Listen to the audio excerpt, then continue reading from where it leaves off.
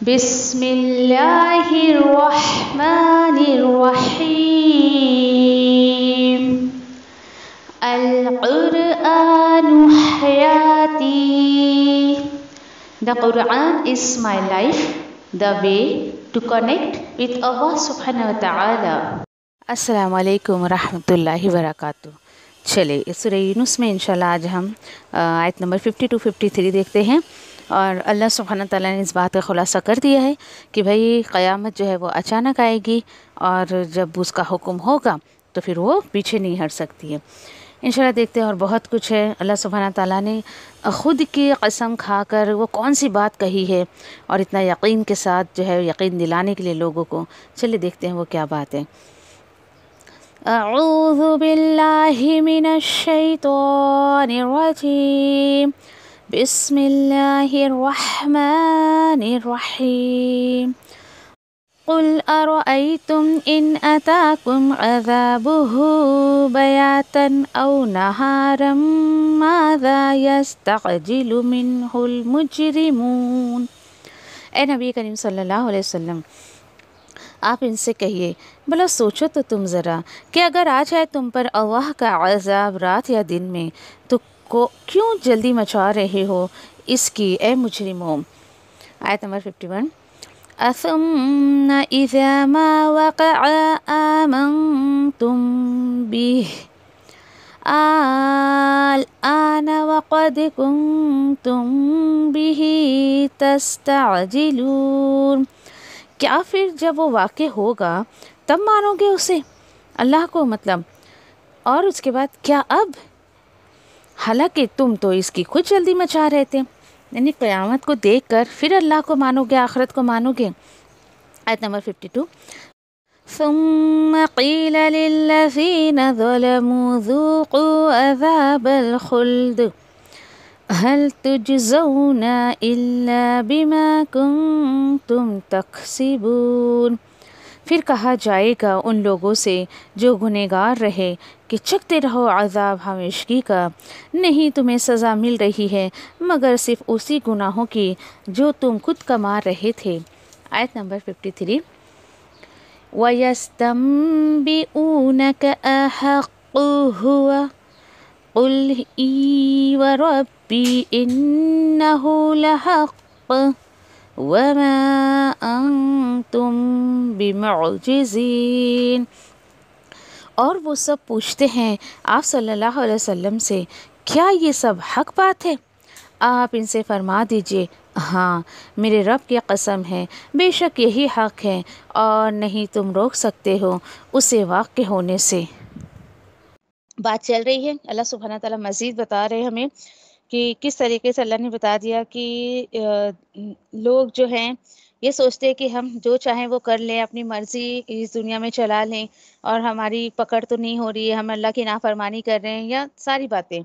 تو اللہ تعالیٰ بول رہے بھائی ہر ایک کا وقت مقرر ہے، پھر ایک گھڑی وہ آگے نہیں بڑھ سکتا اور پیچھے نہیں ہٹ سکتا بالکل بھی. ٹھیک ہے. اب اس کے بعد دیکھیے کہ اب ایک نا آیت نمبر 50 سے شروع کرتے ہیں کہ غور دلایا جا رہا ہے کہ آپ ان سے کہیے، یعنی انسان غور و فکر نہیں کرتا ہے بلکہ اسے جو دھمکی دی جا رہی ہے اس پر یہ کہتا ہے کہ چلو بتاؤ بھائی یہ دھمکی تمہاری کب پوری ہوگی. تو ایک انداز ہے کہ اللہ تعالیٰ بول رہے ارأیتم ان اتاکم عذابہ. آپ ان سے کہیے تم سوچتے نہیں ہو، تم غور و فکر نہیں کرتے ہو کہ اگر آ جائے تم پر اللہ کا عذاب بیاتن او نہارن، رات یا دن میں، تو ماذا یستعجل منہ المجرمون، تو کیوں تم جلدی مچا رہے ہو اے مجرموں. یعنی اللہ کی پکڑ سے تم بچ نہیں سکتے ہو. اللہ سبحانہ تعالیٰ نے جب تک تمہیں مواقع دیے ہیں اس کا فائدہ اٹھا لو، کیونکہ ایک دفعہ اگر اللہ کی پکڑ آ گئی پھر تمہیں کوئی بھی بچا نہیں سکتا ہے. یہ غور دلایا جا رہا ہے. یہ جو لوگ یہ کہتے ہیں اللہ کے رسول صلی اللہ علیہ وسلم کو کہ ہاں بھائی جس کی دھمکی تم ہمیں دے رہے ہو نا، یہ عذاب کی، یہ قیامت کی، یہ جہنم کی، تو بتاؤ یہ وعدہ کب پورا ہوگا؟ تو وہ کبھی بھی آ سکتا ہے، اور آئے گا تو اچانک آئے گا. اللہ سبحانہ تعالیٰ کوئی اناؤنسمنٹ نہیں کریں گے کہ ہاں لوگوں اب قیامت آنے والی ہے یا تمہاری موت آنے والی ہے. ایسا ہو تو ہر بندہ پھر سدھر جائے اور اپنی موت سے پہلے اپنا کریکشن کر لے. جی نہیں، یہ تو غیب ہے، چھپی ہوئی باتیں ہیں. اللہ کے سوا کسی کو نہیں پتا کہ قیامت کب آئے گی، اس کی پکڑ کب آئے گی، اور وہ عذاب کب آئے گا، یا کسی کی موت کب آئے گی. اس کے بعد اللہ سبحانہ تعالیٰ مزید 51 میں بتاتے ہیں اثم اذا ما وقع انتم به، تو بتاؤ بھائی کیا پھر جب وہ واقع ہو جائے گا تب تم ایمان لاؤ گے. یہ یعنی اب تمہیں بتایا جا رہا ہے قرآن کے ذریعے، حدیث کے ذریعے، رسول کی تعلیمات کے ذریعے، تو تم کیوں نہیں مان رہے ہو؟ کب مانو گے؟ کب تم اس پر ایمان لے کر آؤ گے؟ جب وہ عذاب آ جائے گا، جب وہ آفت آ جائے گی تم پر، جب قیامت یا تمہاری موت آ جائے گی، جب تم مانو گے کیا؟ کتنا سخت مزاج تھا ان لوگوں کا، اتنے اسٹبن لوگ تھے، وہ ماننے کو تیار نہیں تھے بالکل بھی. تو اسی لیے اللہ سبحانہ تعالیٰ مزید کہتے ہیں کہ دیکھیں آل آنا یعنی کہ اب، کیا اب، حرف استفہام ہے حمزہ پہ زبر، اور یہاں پر آن جو ہے یعنی کہ اب، یعنی جب وہ قیامت تم سامنے دیکھ لو گے. اور دیکھیے ہر بندے کی موت جو ہوتی ہے نا وہ اس کے لیے قیامت ہوتی ہے. کیوں؟ کہ جس طریقے سے قیامت آ گئی تو کسی کا کوئی چانس نہیں ہے کہ کوئی بندہ عمل کر سکے یا کچھ نیکی کر سکے، کچھ نہیں. اسی طریقے سے انسان کی موت آ گئی تو قیامت صغریٰ ہوتی ہے، وہ چھوٹی قیامت، ختم. سارے اس کے اعمال کے راستے ختم ہو جاتے ہیں، بند کر دیے جاتے ہیں. اب تم مانو گے قیامت کو سامنے دیکھ کر، حالانکہ تم تو اس کی جلدی کر رہے تھے. یہ اللہ سبحانہ تعالیٰ ایک انداز سے سمجھانے کی کوشش کر رہے ہیں انسان کو، اے انسان جب وہ قیامت تیرے سامنے آ جائے گی، وہ اللہ کا عذاب تیرے سامنے آ جائے گا، جب تو مانے گا کیا؟ کتنے لوگ ایسے ہوتے ہیں دیکھیے کہ ان کو باتیں آپ سمجھاتے رہو لیکن وہ مانتے نہیں ہیں.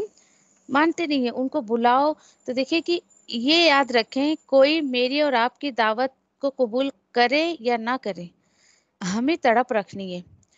نبی کریم صلی اللہ علیہ وسلم اس چیز کی بہت تڑپ رکھتے تھے، وہ ڈیمانڈ اتنا کرتے تھے یہ اہل مکہ، پھر بھی آپ صلی اللہ علیہ وسلم نے اپنی دعوت کا کام بند نہیں کیا، روکا نہیں ان کے پاس سے اپنی دعوت کا کام، کرتے رہے، لوگوں کو اللہ کی طرف بلاتے رہے.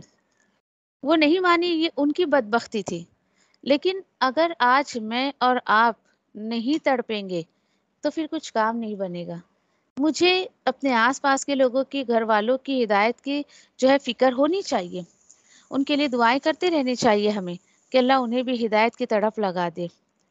کیونکہ دیکھیں کہ جو بندہ بغیر ہدایت کی اس دنیا سے چلا گیا تو کیا بننا ہے اس کا؟ کچھ بھی نہیں بنے گا. حالانکہ لوگ لا علمی میں، جہالت میں نہ جانے اللہ سبحانہ تعالیٰ سے کیا کیا مانگ لیتے ہیں، کیسی دعائیں کر لیتے ہیں، یقین نہیں ہوتا ہے لوگوں کو. وہیں پر دیکھیں کہ دنیا کے کام میں اتنے وقت لگا دیں گے، اور وہ کیوں اتنا وقت لگاتے بغیر تھکے، اور انہیں نہ تھکان پہنچتی نہ کچھ نہیں، کیونکہ ریٹن میں اینڈ آف دی منتھ کچھ نہ کچھ ان کے ہاتھ میں آتا ہے نا. قیامت میں جو ملنا ہے ہمیں وہ کیا ہے؟ چھپی ہوئی چیز ہے، اور سب یقین پر ڈیپینڈ کرتا ہے. ان لوگوں کو آخرت کا یقین نہیں تھا نا، اس وجہ سے یہ لوگ نعوذ باللہ ایسی ڈیمانڈ اللہ کے رسول صلی اللہ علیہ وسلم سے کرتے تھے جو ان کے ہی جو ہے ہلاکت کا سبب بن گیا. تو کبھی بھی ایسے کوئی چیز اللہ سے نہ مانگے کہ جو ہمارے لیے ہی وبال کا سبب بن جائے، بالکل بھی نہیں. تو اللہ تعالیٰ کہتے ہیں تم تو اس کو مانگ رہے تھے، بڑی جلدی مچا رہے تھے تم کہ ہاں لاؤ عذاب لا کر دکھاؤ، لو اب تمہارے سامنے آ گیا، تو اب مانو گے یا نہیں مانو گے؟ ٹھیک ہے. پھر اس کے بعد دیکھیے آیت نمبر 52 میں کیا بتایا جا رہا ہے، ثم پھر کہا جائے گا کس سے؟ ان لوگوں سے جنہوں نے ظلم کیا. کیا کہا جائے گا؟ دیکھیے ذوقوا عذاب الخلد، چکھو ہمیشگی کا عذاب. دنیا میں بہت مزے کیے تم نے نا، بہت مزے تم نے دنیا میں چکھے نا، اب آخرت میں تم جو ہے وہ دنیا میں، یعنی کہ ان لوگوں کو بالکل بھی نہ اللہ کی امپورٹنس تھی نہ رسول کی امپورٹنس تھی، اپنی مرضی کی زندگی جیتے تھے. آخرت میں ان سے کہا جائے گا اب یہاں عذاب کا مزہ تم چکھو. اور اسی کے ساتھ ساتھ یہ کہا جا رہا ہے هل تجزون الا بما کنتم تکسبون. کوئی اس آیت پر کہے ہائے بیچارے کیوں ان کو عذاب دیا گیا، تو اللہ تعالیٰ بول رہے ہیں کہ نہیں بھائی دیکھو، نہیں تمہیں سزا مل رہی ہے مگر اسی گناہ کی جو تم کماتے تھے. یعنی ٹیٹ فار ٹیٹ کا معاملہ ان لوگوں کے ساتھ کیا جائے گا، جیسی کرنی ویسی بھرنی. دنیا میں بھی دیکھیے اللہ سبحانہ تعالیٰ دنیا والوں کے ساتھ کا معاملہ ایسا ہے کہ آج ہم نے کسی کے ساتھ برا کیا تو وہ چیز ہمیں پلٹ کر یہیں آنی ہے، مکافات عمل جس کو کہا جاتا ہے. اور آخرت کا رہا معاملہ تو اللہ سبحانہ تعالیٰ ہر بندے کو وہی دیں گے جس کا حقدار وہ ہوگا، جو وہ ڈیزرو کرے گا. ناؤز باللہ اللہ سبحانہ تعالیٰ بالکل یہ معاملہ نہیں کریں گے کہ کوئی نیکی کر کے آیا ہے اور ناؤز باللہ اس کو جہنم میں ڈال دیں، اور جو ہے جو کوئی بہت برائیاں کیا گناہ کیا اور اس کو جنت میں ڈال دیں. جی نہیں، اللہ سبحانہ تعالیٰ بہت عدل اور انصاف والا ہے، تو جو جیسا یہاں کرے گا اس کو وہاں پر ویسا بھرنا ہے. سوچے یہ اتنے فکر کا مقام ہے کہ آج امت محمدیہ کیا دنیا میں کئی لوگ ہیں، چلیے مسلمانوں کی اگر ہم بات کر لیں، کتنی غفلت کی زندگی جی رہے ہیں لوگ، کس قدر. ابھی ہم لوگوں کا سورہ انعام تقریباً ہمارے ایک بیچ میں ابھی ہوا ہے مکمل، اتنی زبردست آیتیں اس کے اندر بھی، الحمدللہ آپ بھی سن چکے ہیں، جسے نہیں سنا ہے وہ سن لے کہ کس قدر اللہ سبحانہ تعالیٰ نے ایک ایک بات کو کلیئر کر دیا. سورت کے آخر میں تو اتنی زبردست باتیں ہیں. آج لوگ دیکھیے کہ کیا وجہ ہے کہ حق کو پہچان نہیں پا رہے، کیا وجہ ہے کہ حق کی طرف نہیں آ رہے. بہت ساری وجوہات اللہ نے بتائی ہے. اس سے سب سے بڑی وجہ اللہ نے جو بتائی ہے کہ لوگوں نے اللہ کی قدر نہیں جانی، اس وجہ سے وہ اللہ کو چھوڑ کر کسی اور کے پیچھے پڑے ہوئے ہیں. اور وجہ بتائی گئی ہے کہ جو لوگ فرقے میں پڑ جاتے ہیں ان کا آپ صلی اللہ علیہ وسلم سے کوئی تعلق نہیں ہے. سورہ انعام کی بالکل آخری آیتیں. اللہ سبحانہ تعالیٰ نے دنیا میں مجھے اور آپ کو جو کچھ بھی دیا ہے، اللہ تعالیٰ کہتے ہیں کہ ہر ایک کو میں نے درجے میں جو ہے وہ ایک دوسرے سے درجات میں میں نے جو ہے وہ بلندی دی ہے. ہر ایک کو درجات کسی بھی پوائنٹ آف ویو سے آپ لے لیں، چاہے وہ مال کے اعتبار سے ہو، مال کے اعتبار سے ہو، جان کے، صحت کے، یا پھر اولاد کے اعتبار سے ہو، خوبصورتی آپ کی، ایجوکیشن آپ کا، ساری چیزیں آپ رکھ لیں کہ اللہ نے جو بھی دیا ہے مجھے اور آپ کو لی یبلوکم. اللہ تعالیٰ کہتے ہیں اس لیے دیا کہ وہ تمہیں آزمائے. ٹھیک ہے، کس میں آزمائے؟ ما آتاکم، جو اس نے تمہیں دیا ہے اس میں آزمائش ہے. آج دیکھیے کہ انسان اتنی غفلت کی زندگی جی رہا ہے اس لیے کہ وہ سوچتا نہیں میں ڈیزرو کرتا ہوں نا، اس لیے تو مجھے اللہ نے دیا ہے نا. بہت غلط جملہ ہے. اللہ تعالیٰ بول رہے ہیں جیسے تم یہاں پہ کمائی کرو گے، جیسے تم یہاں پہ کام کرو گے، اعمال کرو گے، بالکل وہی بدلہ تمہیں جو ہے وہ آخرت میں ملنا ہے. اللہ کسی کے اوپر ظلم نہیں کرتا ہے. بار بار اللہ تعالیٰ نے اس بات کو کہا ہے نا. ہم نے پیچھے رکوع میں ہم نے پڑھا اس کو. اللہ کسی پہ ظلم نہیں کرتا، بلکہ اللہ کی تعلیمات کو، اللہ کے حکم کو ایکسیپٹ نہیں کر کے بندہ خود اپنے اوپر ظلم کرتا ہے. اس لیے اللہ تعالیٰ آیت نمبر 53 میں فرماتے ہیں کہ دیکھیے، اور وہ سب پوچھتے ہیں آپ سے اے نبی کریم صلی اللہ علیہ وسلم، کیا یہ سب حق ہے؟ بڑی زبردست آیت ہے. احق کن ہوا، کیا یہ سچ ہے؟ تو آپ ان سے کہہ دیجئے. جواب کا انداز دیکھیے، قرآن اگر آپ کے سامنے ہے تو ذرا آیت کو ایک نظر دیکھیے آپ. قل ای وربی انہ لحق. آپ ان سے کہہ دیجئے، آپ ان سے فرما دیجئے ہاں، وربی، میرے رب کی قسم کہ بے شک یہ سچ ہے. اتنی زیادہ تاکید ہے اس آیت میں کہ یہ انداز آپ کو شاید کسی اور آیت میں نہیں ملے گا. انداز دیکھیں اللہ سبحانہ تعالیٰ کا. اللہ سبحانہ تعالیٰ اتنا بھی کہہ دے دیتا ہاں نعم، ہاں یہ حق ہے، دیٹس اٹ، انف تھا بندے کو ماننے کے لیے. لیکن ای و ربی، یہ بہت زیادہ بات میں زور پیدا کیا جا رہا ہے. ایک تو ای ہاں کے لیے، جیسے ہم نعم کہتے ہیں نا، ویسے یہ ای ہے، جی ہاں. اس کے بعد اللہ سبحانہ تعالیٰ خود اپنی قسم کھا کے کہہ رہے ہیں کہ رب و ربی، میرے رب کی قسم کہ بے شک یہ سچ ہے. آپ ان سے کہہ دیجئے کہ میرے رب کی قسم، نبی کریم صلی اللہ علیہ وسلم رب کی قسم کھا کر اس بات کو جو ہے وہ زور دے کر کہہ رہے ہیں کہ جی ہاں یہ بالکل سچ ہے۔ کیا سچ تھا؟ کہ جس عذاب کی تم جلدی مچا رہے تھے نا وہ تمہارے سامنے آ گیا ہے۔ وَمَا أَنْتُمْ بِمُعْجِزِينَ، اور سن لو تم اس جو ہے آنے والے عذاب کو ٹال نہیں سکتے ہو، اسے واقع ہونے سے روک نہیں سکتے ہو۔ یہ اللہ سبحانہ تعالیٰ نے کہہ دیا لوگوں کو، لیکن بات سمجھ نہیں آتی۔ دیکھیے اب ذرا اس آیت پر نا اس کے انداز پہ بالکل دھیان دیجیے۔ یہ بالکل یہ انداز ہے، احق احق ہوا، یہ آپ سمجھیے کہ پوچھنے کا جو انداز تھا لوگوں کا وہ کیسا تھا؟ ڈاؤٹ فل، کہ آپ اگلے بندے کے دل میں شک پیدا کر دے اس چیز کو لے کر۔ اچھا ایک بات بتاؤ، تمہیں کیا لگتا ہے وہ سچ ہے؟ یہ انداز تھا۔ اب دیکھیے آپ سوچیں گے کیا ضرورت تھی ان کو یہ کرنے کی؟ یہ اس لیے کہ الحمدللہ چاہے وہ کفار مکہ ہو یا مشرکان مکہ، الحمدللہ ان سب کو یقین تھا اس بات کا کہ نبی کریم صلی اللہ علیہ وسلم سچے رسول ہیں، سچے داعی دین ہیں۔ اب یہ لوگ ڈائریکٹلی لوگوں کو یہ نہیں کہہ سکتے تھے دیکھو لوگوں تم قرآن کو مت سمجھو، اس رسول کو فالو مت کرو، اللہ کو مت مانو۔ جی نہیں، اتنی جرت نہیں تھی ان کے اندر۔ ارے ان کے اندر کیا، آج بھی میں آپ سے کہوں کہ کسی کے اندر جرت نہیں ہے کہ وہ اس طریقے کے الفاظ استعمال کر کے لوگوں کو اللہ کے راستے سے روک دے۔ ٹھیک ہے، تو انہوں نے کیا کیا؟ لوگوں کو روکنے کے لیے اپنا انداز بدلا۔ کس طریقے سے انداز بدلا؟ اچھا بھائی بتاؤ کیا یہ سچ ہے؟ جس چیز کو تم فالو کرتے تمہیں کیا لگتا ہے صحیح جا رہے ہو تم؟ یہ انداز تھا، سمجھ رہے ہو؟ اب دیکھیے کہ جواب بھی بڑا زبردست دے دیا گیا، جیسے ان کا سوال تھا جواب بھی اسی طریقے سے ان کو ملا۔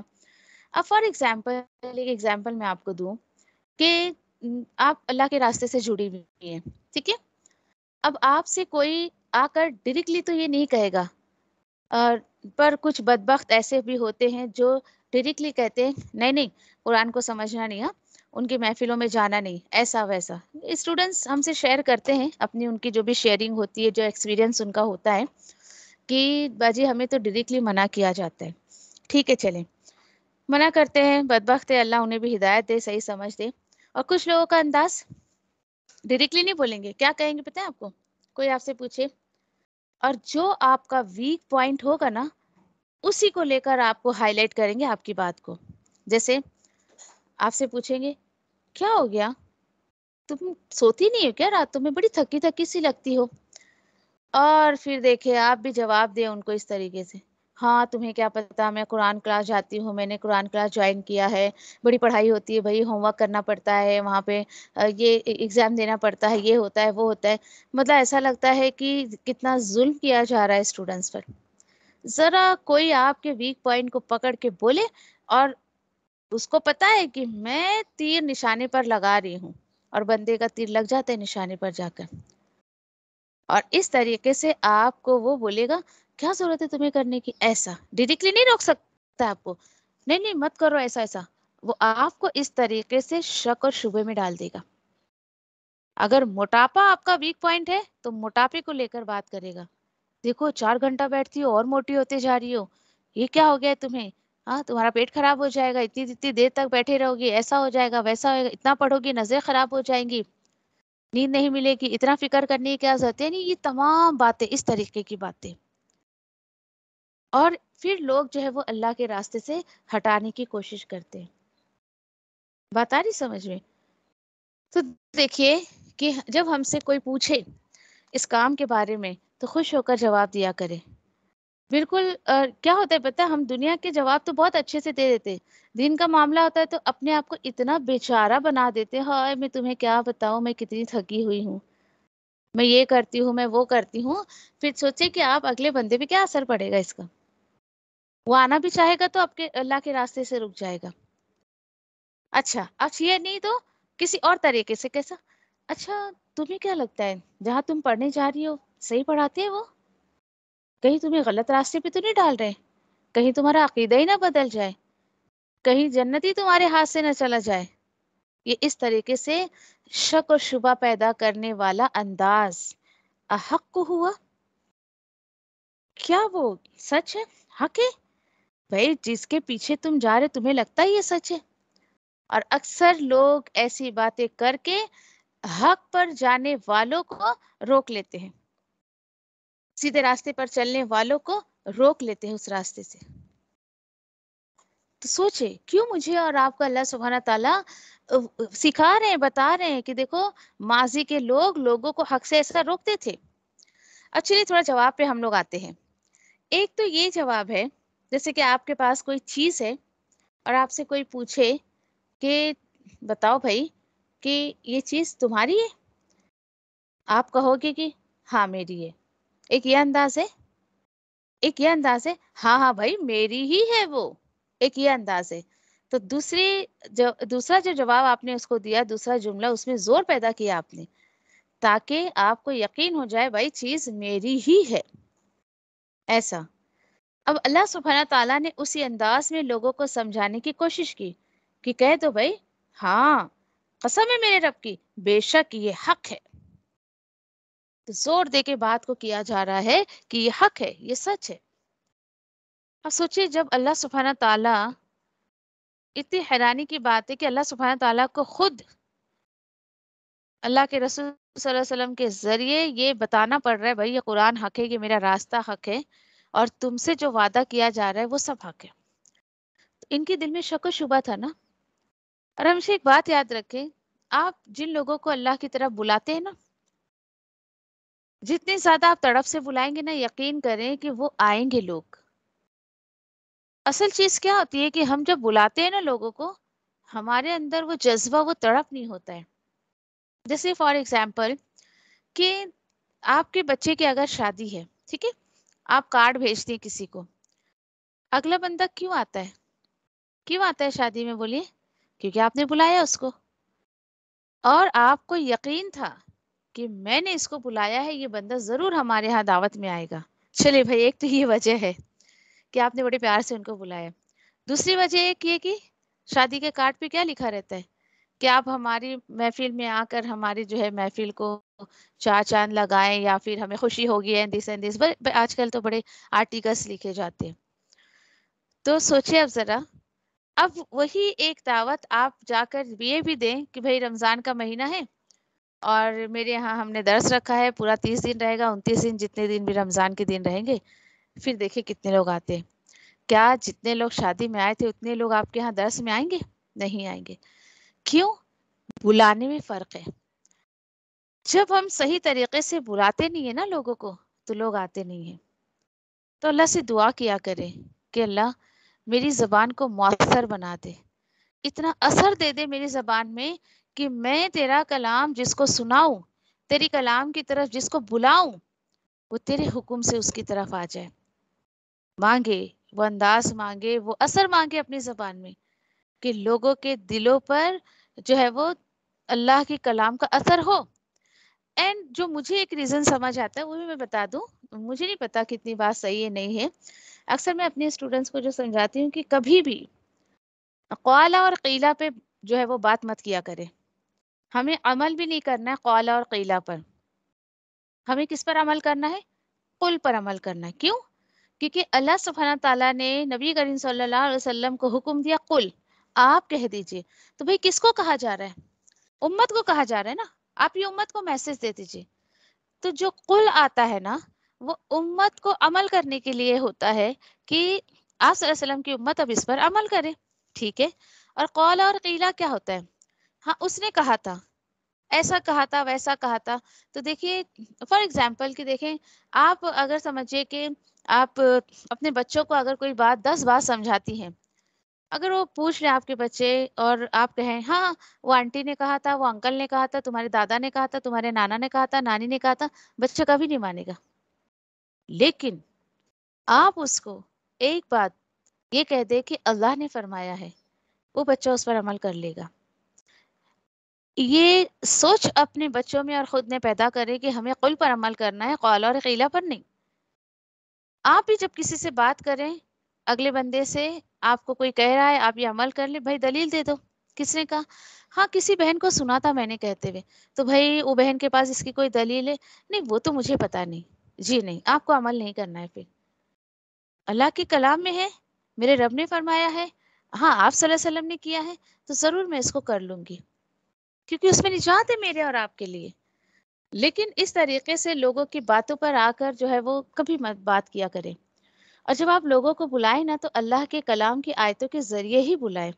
میں آپ لوگوں کو اتنے ریفرنسز اس لیے دیتی ہوں تاکہ آپ آیتوں کا ریفرنس دے کر بات کریں. کیوں؟ کیونکہ جب ہم کسی سے آیت کا دلیل دے کر، آیت کا ریفرنس دے کر بات کرتے ہیں تو الحمدللہ وہ بات اثر کرتی ہے انسان کے دل پر. اور آپ کہیں گے میں فرماتی ہوں، میں کہتی ہوں، نہیں، وہ اتنا مؤثر نہیں ہوگا.